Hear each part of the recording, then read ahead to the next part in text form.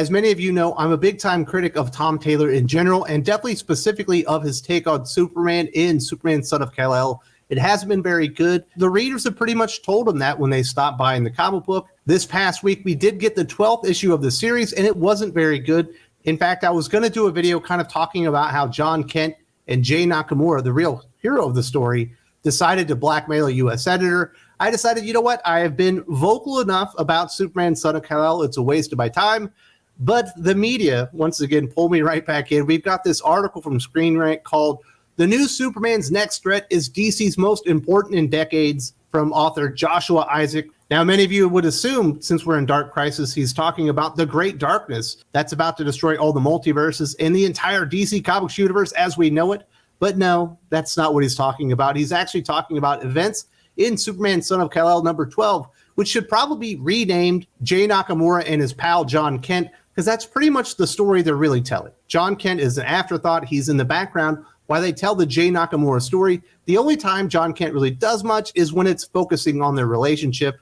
And I guess that somewhat happens in the end of this, and that's kind of what this article is about. There are a few other issues of note within this comic book that I'm going to cover at the end because, hey, if I'm going to talk about it, might as well talk about all the stuff that doesn't work in the comic book.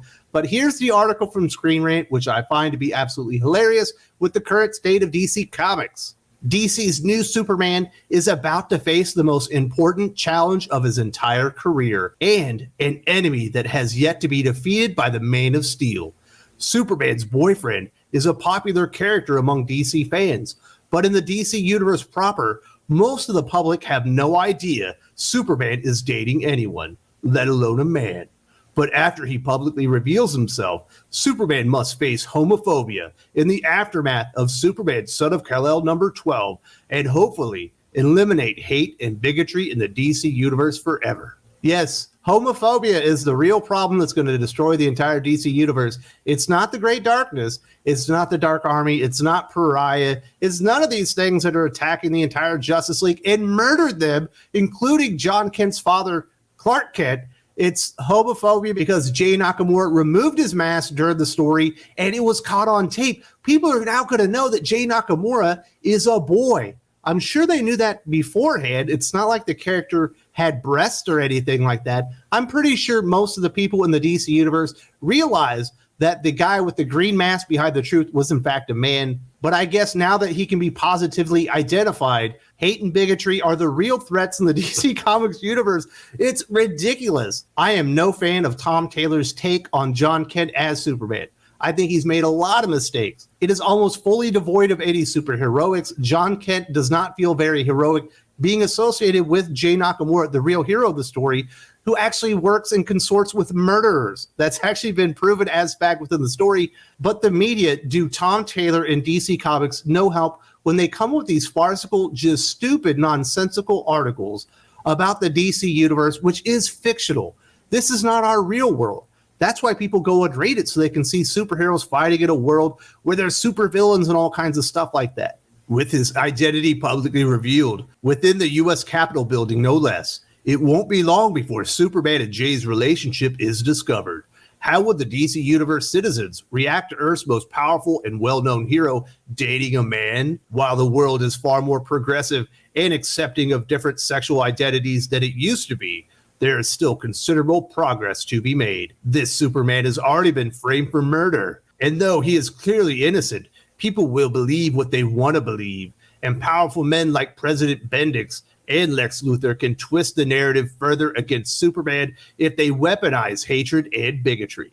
It's absolutely perplexing that the writer of the article, Jonathan Isaac from Screenrant, apparently cannot separate the real world that he lives in and then the fictional DC universe that Jon Kent lived in, which I think is pretty funny. This almost reminds me of that moment in that Austin Powers movie when he's framing and blackmailing the world leaders. And he's like, I will fabricate evidence that one of the members of the royal family in England cheated on their spouse and they'll have to get a divorce. And the entire royal family will live in the shame of what happened. And then he gets reminded, like, yes, that actually happened a decade before. It's not exactly groundbreaking stuff right now, but a lot of people and a lot of these writers for these shill media sites, they act like we're living in the 1950s or 60s.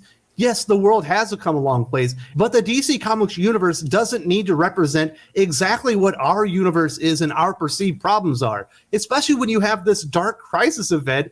We've literally just had the Justice League die. You've got Darkseid and Doomsday, Lex Luthor, and all these evil villains out there plotting to destroy the world, and this is the biggest problem in decades that Superman's going to have to handle. I understand it hits home for some people, and maybe there are some fans out there that are like, yes, I've always wanted to see Superman fight bigotry and homophobia. And I imagine that has happened in some short stories here and there. And it's certainly a stance that I think Superman, Clark Kent, the real Superman, would take. But he's got bigger fish to fry. He literally fights threats that are on such a scale that no other hero in the universe has the ability to do it. Let's start treating these characters in this universe like the fictional worlds that they really are and tackle the problems within those worlds. This is supposed to be escapism. It's supposed to be fun. It's supposed to be superheroes fighting villains and saving the universe and winning the day. And maybe sometimes they win the girl or the guy and stuff like that. It's supposed to be fun, but conflating real world issues into this, it's just stupid. It makes the comic book not fun. That is why so many people have left the series. Because it is Jay Nakamura and his pal Jon Kent. It's not a compelling Superman story. And stuff like this, and goading on by the media to tell Tom Taylor that this is a good place to take this, is not helping things. Now, Tom Taylor is not helping himself at all. We've heard the interviews. We've heard a lot of the excuses that he does like to make. He even confirmed recently a lot of the criticism that people had for Superman, Son of Kal-El, and Jon Kent coming out, being a publicity stunt. He pretty much said, yes, that was the case. And I'm not having any action. And guess what?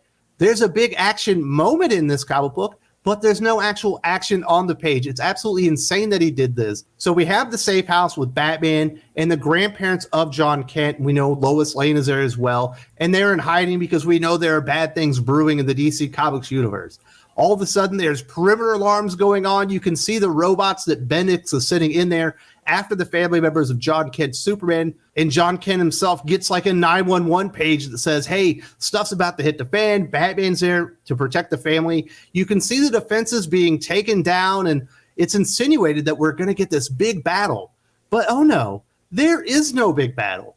We just transition right to another page. Crypto shows up, and we're basically told Crypto, the dog, took care of all of Bendix's evil army and the defenses around the house single-handedly, and there's no action whatsoever, even though you have Batman and the replacement Superman in the vicinity with the bad guys. How is that good superhero comic storytelling? This is the kind of nauseating, lame-ass drivel that has been plaguing this Superman Son of Kal-El comic for months upon months, for over a year now. And it hasn't gotten better, and it's not going to get better. I don't know what Tom Taylor is thinking. There have been times in his career when he's written good comic books. Most of the time when he does ongoings, they just don't resonate with fans and people walk away. That is happening here in Superman Son of Kal-El. I imagine it's going to start happening in a Nightwing because nothing is happening there either. It's just in a standstill. And wouldn't you know it, one of the characters that they do send in to kind of investigate what Lex Luthor is doing is Dick Grayson. And you get this wonderful panel. Just check out this dialogue. Doesn't this sound like Lex Luthor? You caused quite a stir with your announcement in Bloodhaven. Made quite a few of us look ordinary in comparison. Absolutely, that sounds like Lex Luthor, doesn't it? Looking up to someone else and talking about how much better they're doing.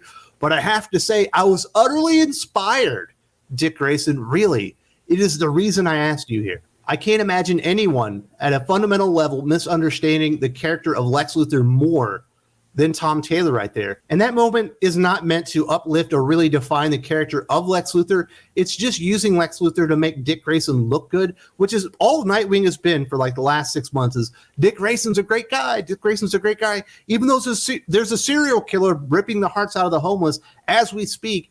And it ruins the comic book. Stuff like that just takes you out.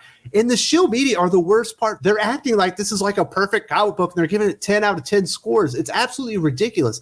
This thing was absolutely trash. There have been some recent issues that weren't so bad, but this one was terrible. I don't want to talk about Superman Son of Kal-El anymore, but when I see headlines like that one from Screenrant, it takes me right in there, and I have to call them out on their BS because it is weird sycophant behavior, and it's not helping Superman Son of Kal-El. It's not helping Tom Taylor. It's not helping DC Comics. It's not helping anyone to sit there and tell him that his work, which is terrible, is actually good because you think it sends the right message. There are some people out there that like to claim that this is just a continuation of the real Superman, but it's just Jon Kent, that Superman was always woke and Superman comics were always about that. That is an absolute lie. That is a fallacy. The woke phenomenon is a plague on modern culture. These are new problems. Definitely check out this video where I kind of break down this stupid fallacy that Superman was always woke. Absolutely ridiculous and easily rebutted.